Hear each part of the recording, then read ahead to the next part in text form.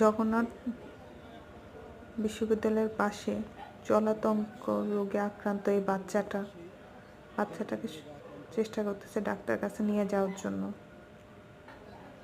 দেখছেন, এখনকার বাচ্চাদেরকে সাবধান, স্কুলে নেওয়ার সময় বা পথে ঘাটে যাওয়ার সময় খুব সাবধানে যাবেন, চলাফেরা করবেন।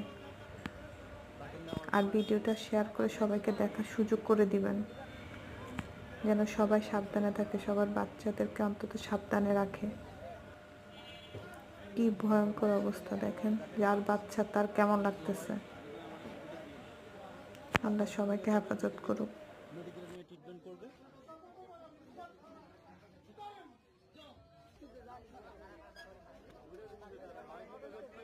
প্রায় 200 মানুষ আছে এখানে, অনেক মানুষ একটু দেখার জন্য অনেক মানুষই ভিড় করতেছে।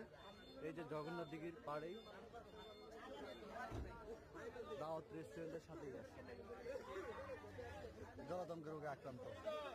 ভিতরে আছে অনেক মানুষের জন্য ভালোভাবে দেখাতে পারতেছি না, প্রথমে ভিডিও করছি, প্রথমে দেখাইছি।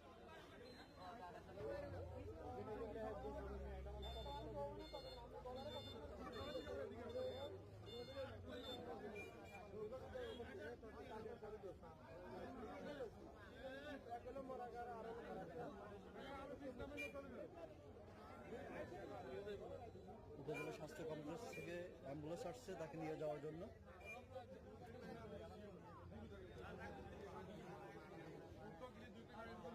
দেখা যাইতেছে তাকে, দেখে আগে কখনো সরাসরি এরকম দেখিনি, আজকে লাইফে ফার্স্ট দেখলাম। দেখে নিজেকে আসলে অনেক ইয়ে মনে হচ্ছে।